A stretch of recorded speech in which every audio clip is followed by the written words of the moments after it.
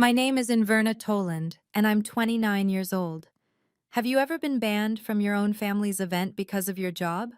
Not because you committed a crime or caused a scandal, but simply because of how you earn your living?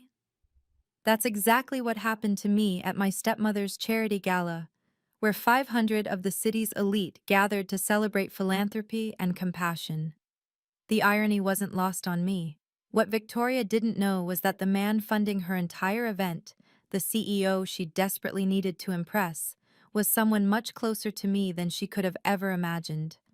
Sometimes the people who should protect you become the ones you need protection from. If you're watching this, please subscribe and let me know where you are watching from. Let me tell you how one night changed everything. The Laurent Hotel ballroom sparkled with the kind of elegance that cost more than most people's annual salaries.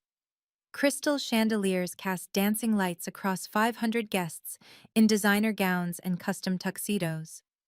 This was Victoria's crown jewel, the annual Toland Foundation Charity Gala, where the wealthy gathered to write checks and feel good about themselves. I adjusted my crisp white server's uniform, the one from La Bernardine, the Michelin-starred restaurant where I worked. We'd been hired to cater the event, and I'd specifically requested to work the floor instead of staying in the kitchen. Maybe it was masochistic, but I wanted to see the world Victoria had systematically excluded me from for 5 years. The Laurent Hotel ballroom had never felt colder than that moment when Victoria spotted me. Her champagne flute stopped halfway to her lips. The color drained from her perfectly made-up face, leaving her looking like she'd seen a ghost, which, in a way, she had. The stepdaughter she'd erased from the family narrative was standing in her precious ballroom, holding a tray of canapés. Cassandra, my stepsister, leaned toward her mother, whispering urgently. Even from across the room, I could see her gesture in my direction, her diamond bracelet catching the light. The same bracelet she'd received for her birthday last month. The party I hadn't been invited to, of course. Victoria's recovery was swift.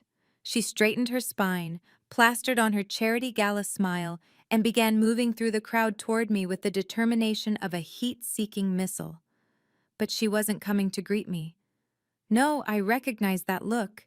It was the same one she'd worn when she told my father that perhaps Inverna would be more comfortable celebrating Christmas with her restaurant friends. Two security guards in black suits suddenly appeared near the entrance, and Victoria's assistant was already speaking rapidly into his phone. The other servers continued their rotations, oblivious to the family drama about to unfold. A string quartet played Mozart in the corner, their elegant notes a stark contrast to the tension building in my chest. My phone vibrated in my pocket, a violation of our strict no-phones policy during service, but I'd made an exception tonight. I didn't check it, but I knew who it was. He always had impeccable timing. The room buzzed with conversation about donation goals and tax write-offs, but I kept my eyes on Victoria as she approached. 5 years of being deemed not quite right for the Toland family image was about to come to a head, and I was ready for it. 5 years ago, my father married Victoria Ashford Toland, and my life shifted in ways I never expected. Dad was lonely after Mom passed, and Victoria seemed to fill that void with her charity events and social connections. I was halfway through my MBA at the time, on track for the corporate life everyone expected. Then I discovered my real passion during a wine-pairing dinner at a friend's restaurant. The precision, the artistry, the immediate joy on people's faces. It spoke to me in a way spreadsheets never had. So I made a choice. I left my MBA program and enrolled in culinary school. To Victoria, a waitress daughter was worse than no daughter at all. She never said it directly, of course. Victoria was too sophisticated for outright cruelty. Instead, she'd introduce Cassandra at events as my brilliant daughter, the marketing director, while I simply ceased to exist in her narrative. When family friends asked about Robert's daughter, she'd change the subject with practiced ease. The family dinners became less frequent.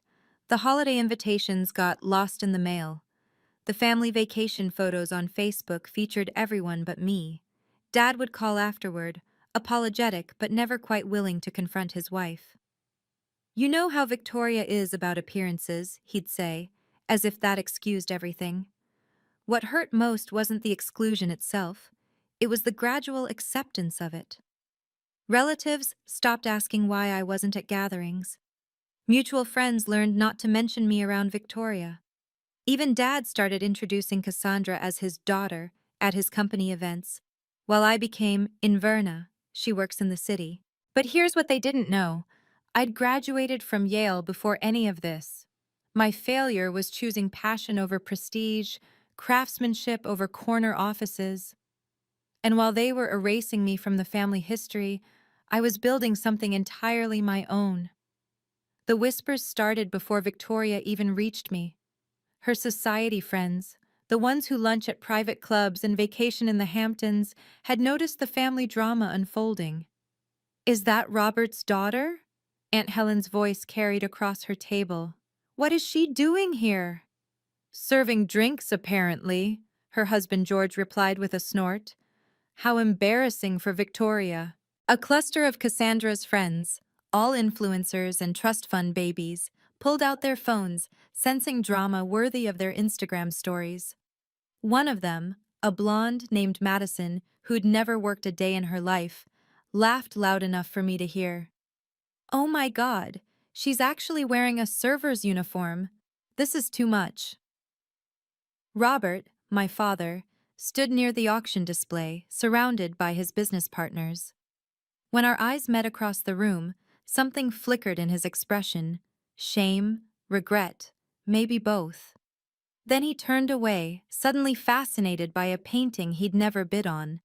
That small gesture, that deliberate turning away, cut deeper than any of Victoria's calculated snubs. "Inverna shouldn't be here," Cassandra announced to her circle, loud enough to ensure I heard. "This is an exclusive event for Foundation supporters, not staff." The word dripped with disdain. Staff. As if I hadn't grown up in the same house, attended the same family dinners, called her father Dad for 24 years before Victoria entered our lives. Victoria had almost reached me now, her heels clicking against the marble floor like a countdown.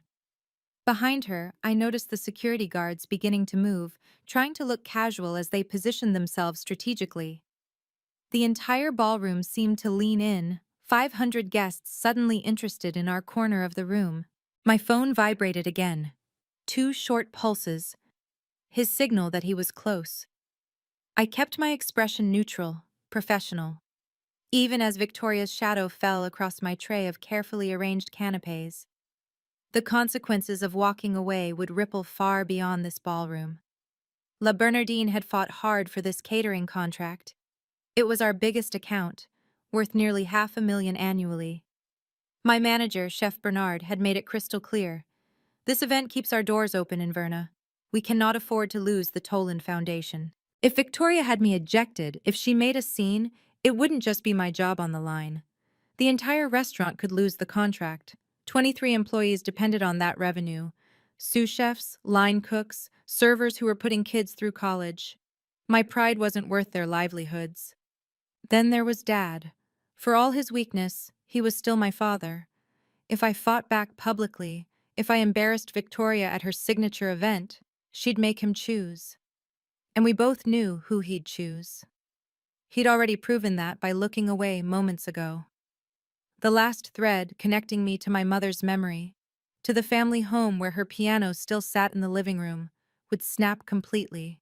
But perhaps the biggest stake was the secret I'd guarded for 2 years. The wedding ring hidden beneath my server's gloves. The marriage certificate filed quietly at City Hall. The life I'd built away from the Toland family drama. Marcus and I had agreed to keep our marriage private until the time was right, until we could reveal it on our own terms. Being forcibly ejected from a charity gala wasn't part of that plan. My manager had warned me, "This account keeps us afloat." Yet standing there, watching Victoria marshal her forces to humiliate me once again, I wondered if some things were worth more than money. The other servers were beginning to notice the tension, casting worried glances my way. One wrong move, one moment of defiance, and everything could crumble. Victoria raised the microphone she'd somehow procured from the stage. Her voice rang out across the ballroom, silencing conversations mid-sentence. Ladies and gentlemen, we have a small security matter to address. 500 heads turned in unison, champagne flutes paused midway to lips. The string quartet faltered, then stopped entirely. In the sudden silence, every breath seemed amplified. Nothing to worry about, Victoria continued, her tone suggesting the opposite. Just a minor issue with someone who shouldn't be here. Her eyes never left mine as she spoke, cold and triumphant. The weight of 500 stares pressed down on me. Phones appeared in hands, raised discreetly to record whatever drama was about to unfold. Someone whispered, "Is that the stepdaughter?" And the whisper spread like wildfire through the crowd. My phone vibrated again, 3 long pulses this time, different from before, urgent. I pulled it out, breaking protocol completely. The text was brief. 5 minutes, don't leave. Marcus never sent messages during events. He was supposed to be at a board meeting across town, finalizing a merger that had consumed his attention for weeks. Something had changed. Victoria's smile widened at my apparent distraction. "Security, please assist this person to the service exit. She seems to have gotten lost." The 2 guards began moving toward me with professional determination. The crowd parted to let them through, creating a corridor of shame lined with familiar faces. Dad's golf buddies, Victoria's book club, Cassandra's sorority sisters. All watching. All waiting to see if Robert Toland's disappointing daughter would make a scene. The larger guard reached for my elbow. "Ma'am, we need you to come with us." I stood perfectly still, counting my breaths. 1, 2, 3. The main entrance doors were still closed, but I heard something. Footsteps in the marble foyer beyond. Measured, deliberate, familiar. 4, 5. "You're not on the list." Victoria's words cut through the air like a blade. "I'm working tonight," I replied evenly, keeping my voice professional despite the hundreds watching. "Then stay in the kitchen." She stepped closer, lowering her voice just enough to seem reasonable while ensuring everyone could still hear. "The manager assigned me here." I didn't back down, didn't lower my gaze. "I'll speak to them." Victoria's smile never wavered, but her eyes hardened. "This is a private event in Verna. Family and supporters only." Funny how I'm neither, despite being both. The words slipped out before I could stop them. Gasps rippled through the crowd. Victoria's composure cracked for just a moment, revealing something ugly beneath. "You were never supposed to be here," she hissed, abandoning pretense. "Your name was never supposed to be on any list." I made sure of that 5 years ago. The admission hung in the air. Several guests exchanged uncomfortable glances.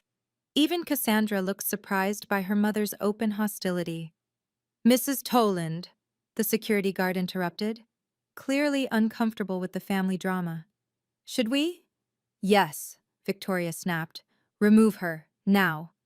"I haven't done anything wrong," I stated clearly, ensuring my voice carried. "I'm an employee of the catering company you hired." "You're a disruption," Victoria countered. "And you're leaving."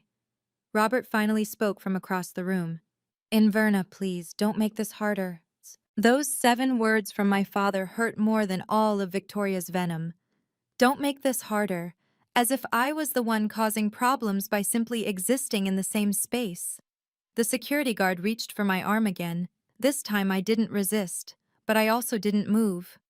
"Your name was never supposed to be there, Inverna." Victoria's final words were meant to wound. "You were never supposed to be part of this family." "Mom, she's embarrassing us." Cassandra's voice rang out, playing to her audience of influencers who were live streaming the drama. "A waitress at our gala?" Aunt Helen clutched her pearls in theatrical horror. "Victoria, dear, how mortifying for you." Uncle George, Dad's own brother, shook his head in disgust. "Robert, control your daughter. This is inappropriate." "Control your daughter." As if I were a misbehaving child instead of a 29-year-old woman being publicly humiliated for having a job they deemed beneath them. "Security, Please escort her out. Victoria's command was firm, final. Through the service exit where she belongs. The crowd pressed closer, hungry for the climax of this unexpected entertainment. Someone actually laughed, a cruel tinkling sound that echoed off the crystal chandeliers. Madison, Cassandra's friend, narrated for her Instagram followers. "Oh my God, you guys, the family drama is insane. She's literally being kicked out." The security guards flanked me now, close enough that I could smell their cologne. The larger one spoke quietly, almost kindly. "Ma'am, please don't make us force you." I stood perfectly still, counting my breaths. 1, 2, 3. I wouldn't cry, wouldn't beg, wouldn't give them the satisfaction of seeing me break. My mother had taught me that dignity couldn't be taken, only surrendered. "This is what you wanted, isn't it?" I asked Victoria, my voice steady despite the trembling in my chest. "To erase me completely?" She didn't answer. She didn't need to. Her satisfaction was written across her face. 4, 5. Then, with timing so perfect it seemed scripted, the main ballroom doors swung open. Not the service entrance where they wanted to exile me, but the grand main entrance, with its gold-leafed frame and crystal handles. Every head in the room turned toward the sound. The two security guards had their hands hovering near my elbows, not quite touching, but ready to escort me out. The crowd had formed a perfect semicircle, phones raised like modern-day torches, capturing every second of my humiliation for social media posterity. "This is a private event," Victoria repeated into the microphone, her voice carrying the authority of someone who'd never been challenged. "We have standards to maintain." Standards. The word echoed in the vast ballroom, bouncing off marble pillars and crystal fixtures. Several guests nodded in agreement, comfortable in their bubble of privilege where worth was measured in net worth. Madison zoomed her phone camera on my face. "She's not even crying," she whispered to her followers, sounding almost disappointed. "Just standing there like a statue." The security guards exchanged glances, clearly uncomfortable with the scene, but bound by their duty to the client. The younger one shifted his weight, his polished shoes squeaking against the marble floor. Then came the footsteps from the main entrance, measured, deliberate, commanding attention without demanding it. The footsteps were familiar, measured, authoritative. The kind of walk that suggested the person knew exactly where they belonged and had no doubt about their right to be there. The crowd near the door began to part like the Red Sea, whispers following in the wake. "Is that? Oh my God, he's here!" But he wasn't supposed to arrive until... Victoria's assistant frantically checked his tablet, his face paling.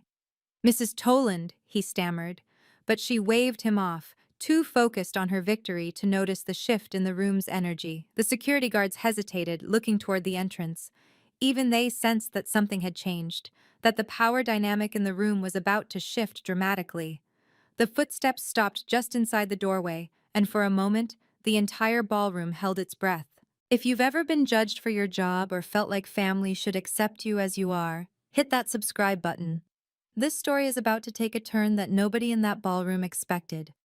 Have you ever had to hide something important from your family? Let me know in the comments. Now, let's see what happens when the person walking through that door changes everything. Marcus Whitmore commanded attention without trying. His charcoal Tom Ford suit was understated but impeccable, the kind of quiet luxury that whispered rather than shouted. He moved through the crowd with the confidence of someone who'd been born into rooms like this, but had earned his place through merit, rather than inheritance. Victoria's entire demeanor transformed in an instant. The microphone lowered from her lips, her spine straightened, and her charity gala smile snapped into place like armor. "Mr. Whitmore, what an honor!" Her voice dripped honey where moments before it had dripped venom. "We weren't expecting you until the auction." But Marcus didn't look at her. His dark eyes swept across the ballroom with the practiced ease of someone who could read a room in seconds. The cluster of phones recording, the security guards flanking me, the crowd hungry for drama. His gaze found mine across the sea of designer gowns and tuxedos, and something flickered in his expression. Not surprise, he knew exactly what he was walking into. He'd probably watched it unfold from the lobby cameras on his phone. "Mrs. Toland," he said, his voice carrying without effort. "I see you have a situation here." Victoria's face transformed from triumph to desperate hospitality.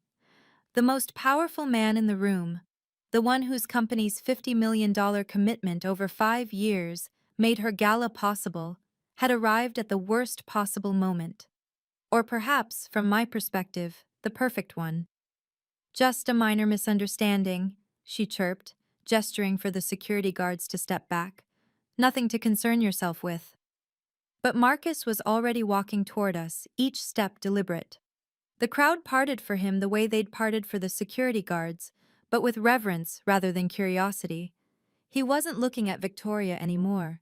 He was looking at me. Marcus stopped 3 feet from our uncomfortable tableau, his presence immediately shifting the dynamic.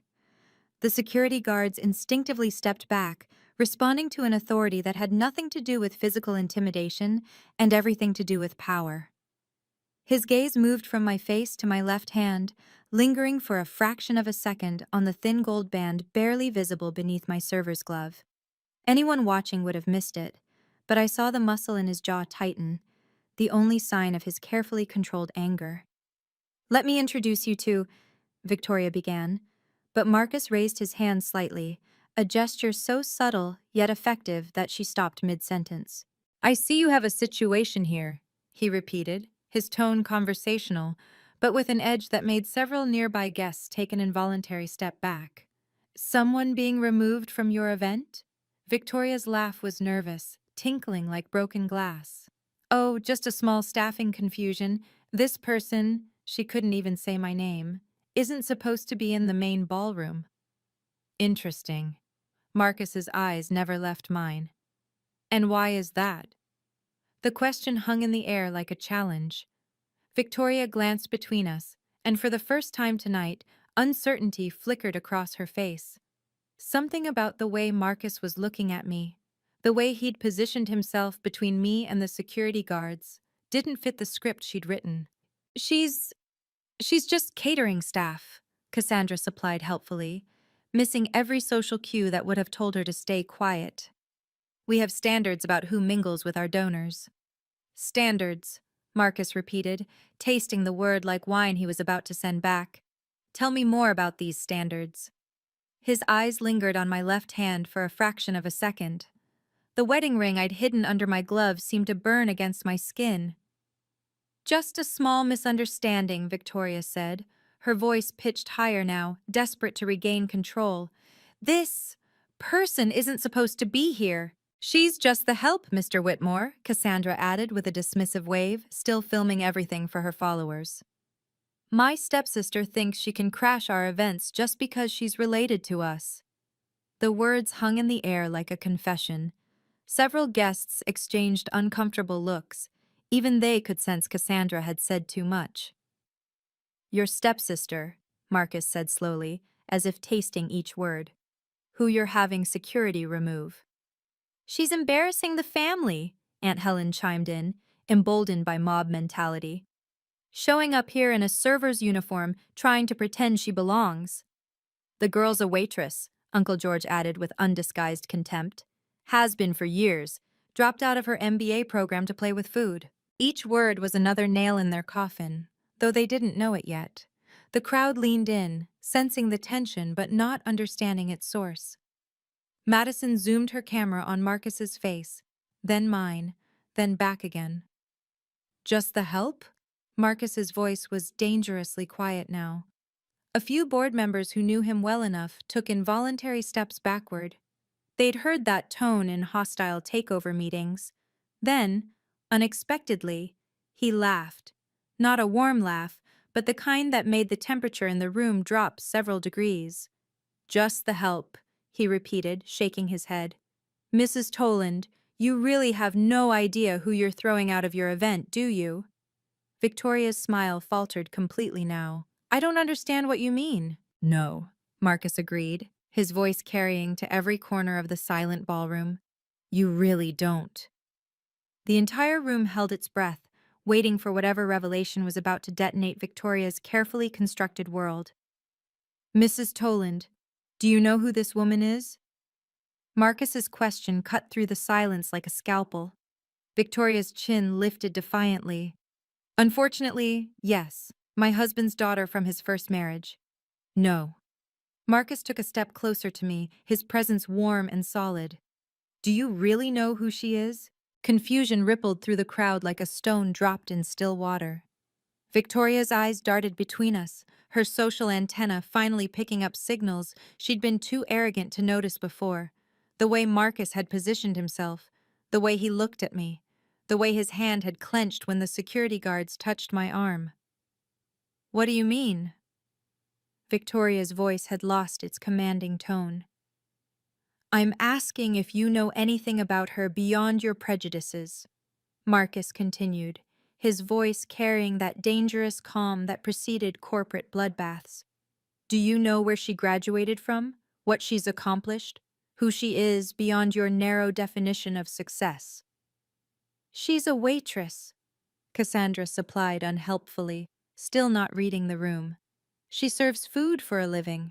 She serves food at La Bernardine, Marcus corrected, one of 7 restaurants in the city with 3 Michelin stars. Do you know how difficult it is to even get hired there? The crowd murmured. Several food enthusiasts in the audience looked at me with new interest. La Bernardine had a 6-month waiting list, and dinner for 2 cost more than most mortgage payments. Victoria's smile faltered.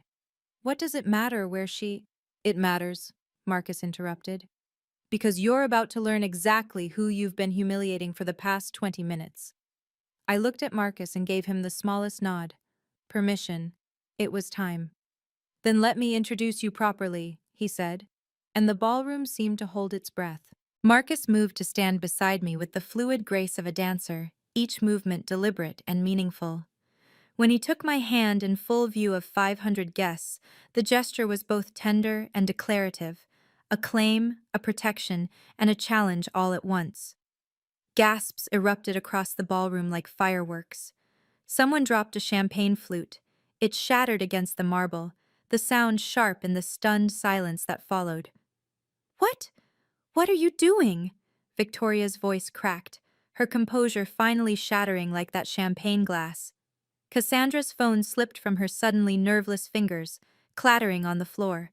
Her mouth opened and closed like a fish gasping for air, no words coming out for perhaps the first time in her life. The crowd pressed closer, their shock palpable. These people who'd just been calling for my removal, who'd laughed at my humiliation, now stared at our intertwined hands as if witnessing a magic trick they couldn't explain. Marcus lifted my hand slightly, ensuring everyone could see the simple gold band on my finger, the one I'd hidden under my server's glove for 2 years. The overhead lights caught it, making it gleam like a beacon. I don't understand, Victoria stammered, her face cycling through expressions, confusion, denial, dawning horror. This is some kind of mistake. No mistake, Marcus said simply, his thumb brushing over my wedding ring in a gesture so intimate that several people looked away. Though I understand your confusion, we've kept our personal life private. Robert, my father, pushed through the crowd, his face ashen. Inverna? His voice was strangled. What is this? The diamond ring on my finger caught the chandelier light, sending tiny rainbows across Victoria's pale face. The same woman who'd just called me just the help was now staring at evidence that I was anything but. This is my wife, Inverna Whitmore. Marcus's words detonated in the ballroom like a bomb, sending shockwaves through the crowd. We've been married for 2 years. The room exploded. 500 voices rose at once, gasps, exclamations, denials. Someone actually screamed. Phones flashed like strobe lights as everyone tried to capture the moment when Victoria Ashford Toland's world imploded. That's impossible! Cassandra shrieked, abandoning all pretense of sophistication. Her carefully curated image crumbled as she stood there, mouth agape, looking between her mother and me. Victoria's face had gone from pale to gray, her body swaying slightly as if the ground had shifted beneath her designer heels. The microphone slipped from her fingers, hitting the floor with a feedback shriek that made everyone wince. "Mrs. Inverna Whitmore," Marcus repeated, his voice cutting through the chaos. "Remember that name, Victoria." The security guards who'd been about to escort me out now stood frozen, uncertain whether they should bow, apologize, or simply disappear. The older one actually took a step back, his hand moving to his tie as if it had suddenly become too tight. Madison and her influencer friends had their phones trained on us, broadcasting the drama to thousands of followers in real time. The hashtags would be trending within the hour. Charity Gala scandal, billionaire wife. Reveal, Toland Foundation, drama. Board members of the Toland Foundation exchanged panicked glances. Several major donors were already moving toward the exits, their expressions suggesting they wanted nothing to do with whatever was about to happen next. 2 years, someone whispered. She's been his wife for 2 years. While Victoria treated her like garbage, another voice added. Called her just the help, a third person said, loud enough for Victoria to hear. The woman who'd orchestrated my humiliation now stood at the center of her own. "We kept it private at Inverna's request," Marcus explained to the stunned audience, his voice carrying the kind of authority that commanded attention without demanding it. "She wanted to succeed on her own merits, without anyone assuming she'd gotten opportunities because of my name." He pulled out his phone with his free hand, swiping to a photo that he held up for those closest to see. Our wedding certificate, dated 2 years ago, filed quietly at City Hall on a Tuesday afternoon when we decided we didn't want to wait another day to start our life together.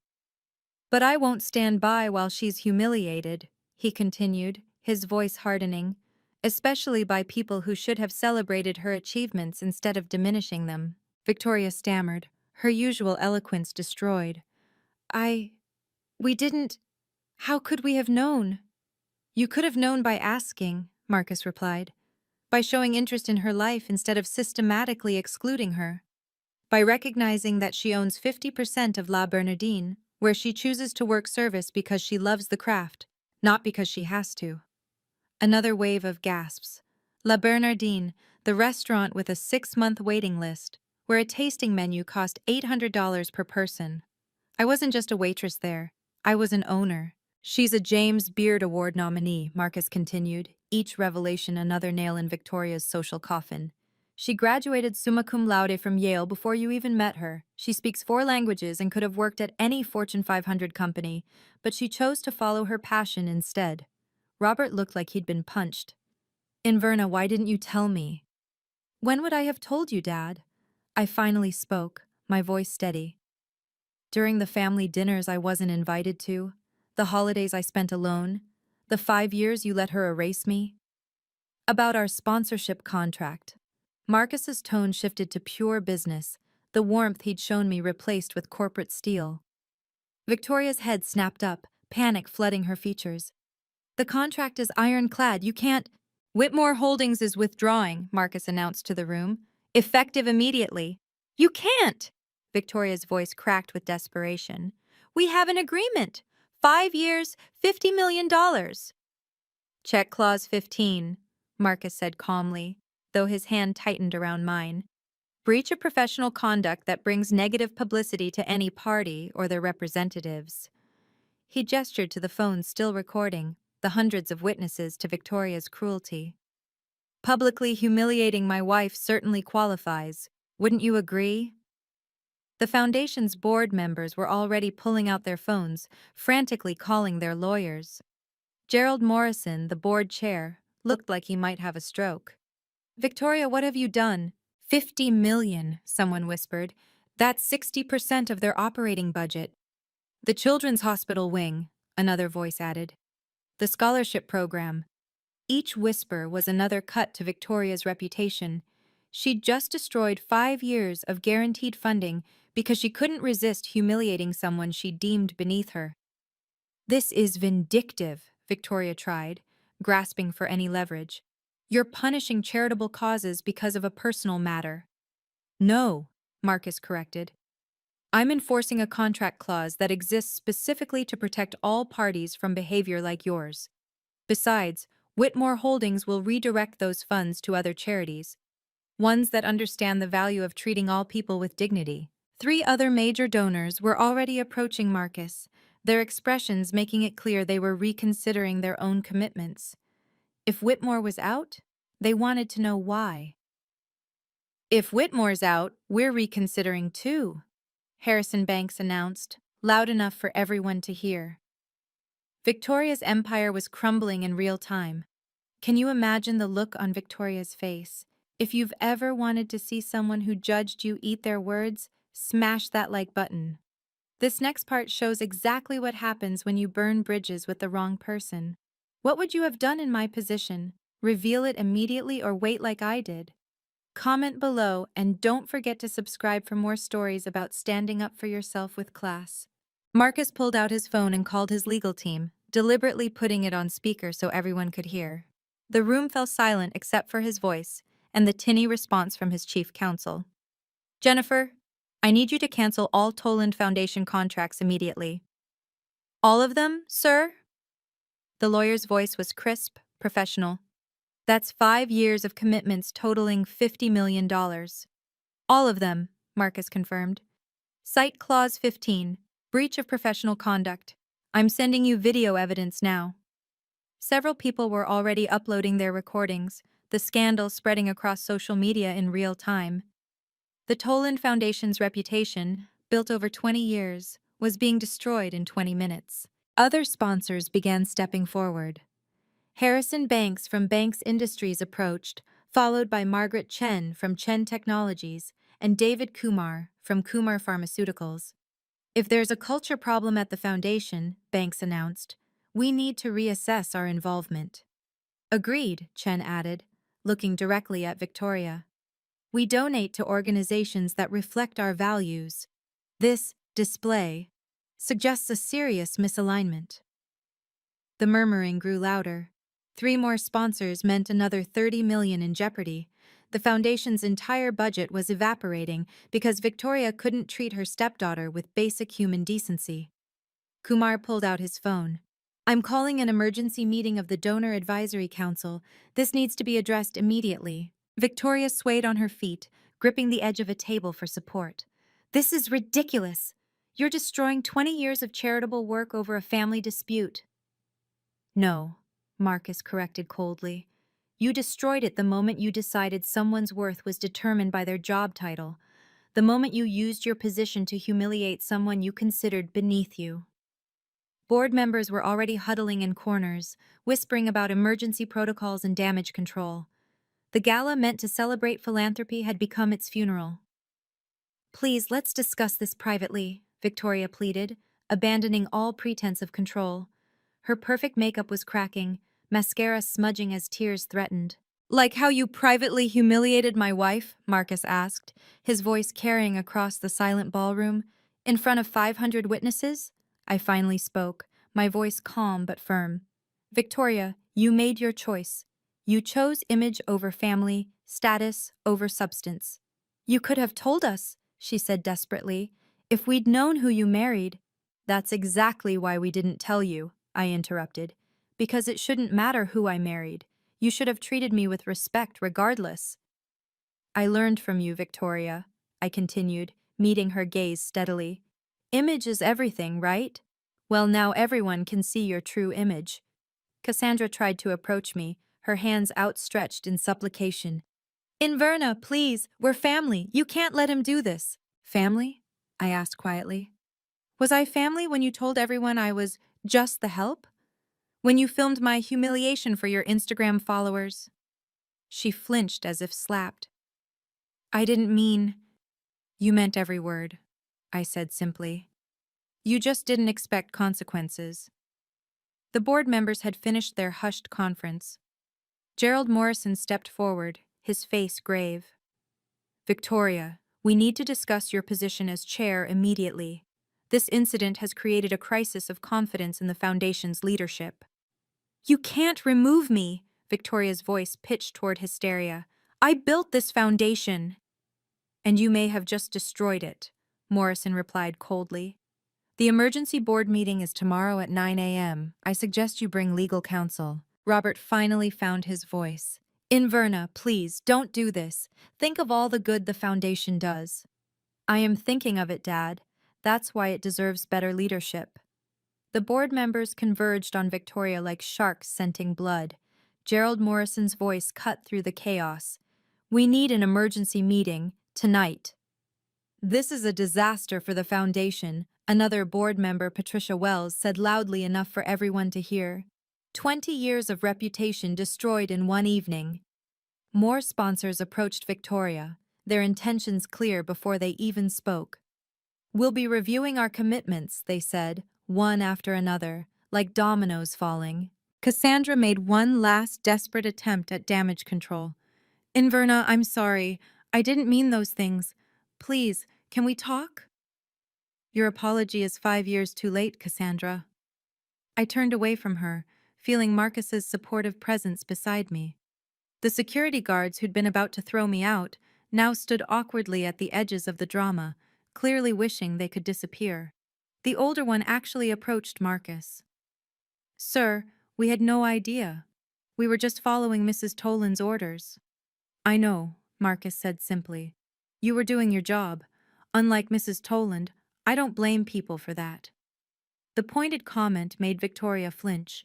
She stood in the center of the ballroom she'd ruled just minutes ago, now abandoned by allies who sensed the shifting power dynamic. Waiters from La Bernardine, my colleagues, began to gather around me, their expressions showing a mix of shock and fierce pride.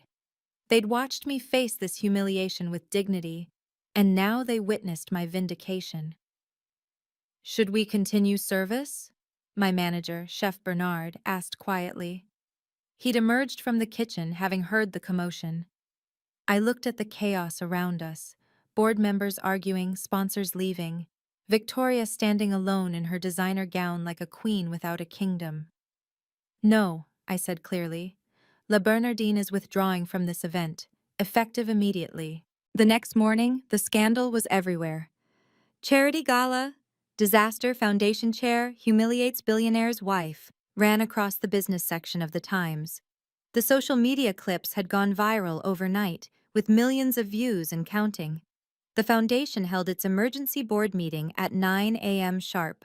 By 9:47, Victoria Ashford Toland was no longer chair. By noon, she'd been removed from the board entirely. The vote was unanimous. The foundation's losses were staggering. Beyond Whitmore Holdings' $50 million, 6 other major sponsors pulled their funding. Total damage, $120 million over 5 years. The Children's Hospital wing was postponed indefinitely. The scholarship program cut by 70%. Cassandra's carefully curated image imploded along with her mother's. The video of her calling me just the help had been memed, remixed, and shared across every platform. Her influencer partnerships evaporated overnight. Brands didn't want to be associated with someone who'd become the internet's poster child for entitled cruelty. Then came the personal fallout. Cassandra's fiancé, Thomas Wellington III, called off their engagement 3 days later. His family's old money sensibilities couldn't tolerate the scandal. We have standards to maintain, his mother told the press, echoing Victoria's own words with bitter irony. The society pages that had once celebrated Victoria now dissected her downfall with barely concealed glee. From philanthropy queen to pariah, the Victoria Toland story became the most read article in the Chronicle's history. Her charity luncheon friends distanced themselves immediately. The country club quietly suggested she take a temporary leave of absence. The museum board she'd served on for a decade found a polite reason to request her resignation. In trying to protect her image by excluding me, Victoria had destroyed everything she'd spent 20 years building. The irony wasn't lost on anyone. 3 days after the gala, my phone rang at 7 a.m. Dad. Inverna, can we talk? Just the two of us? We met at Mom's favorite coffee shop, the one near our old house where she used to take me for hot chocolate after piano lessons. He looked older, defeated, sitting in the corner booth we'd claimed as ours 20 years ago. "I'm sorry I didn't stand up for you," he said without preamble. "I was a coward." The words hung between us like a bridge waiting to be crossed. I'd imagined this conversation 1,000 times, but now that it was here, I felt strangely calm. "Yes, you were," I agreed simply. No point in softening the truth now. He flinched but didn't defend himself. I told myself I was keeping the peace, that it would blow over, that Victoria would eventually come around. "Did you really believe that?" "No."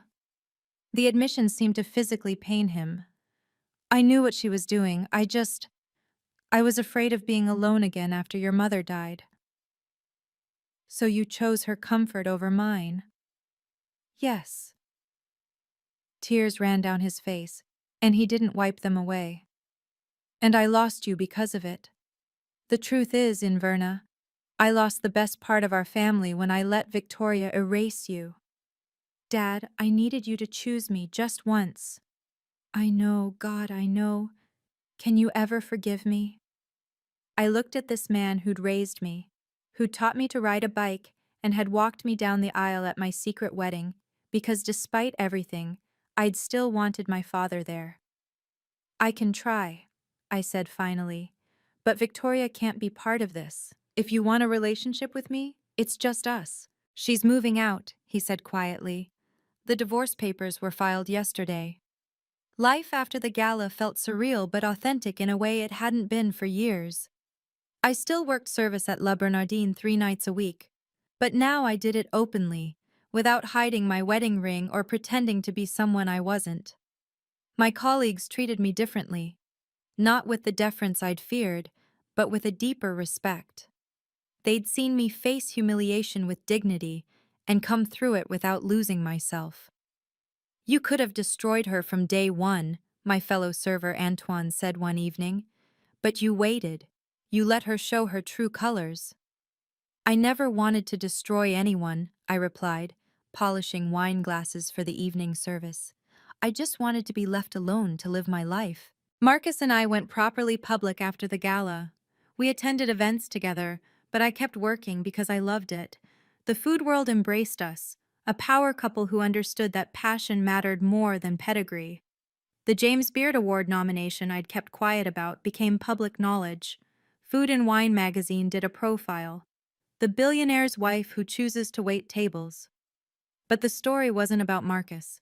It was about my journey, my achievements, my choice to follow passion over convention.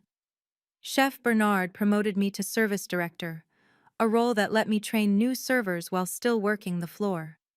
"You understand service at a level most people never reach," he said. "Because you understand that serving others is a privilege, not a humiliation." Marcus supported every decision.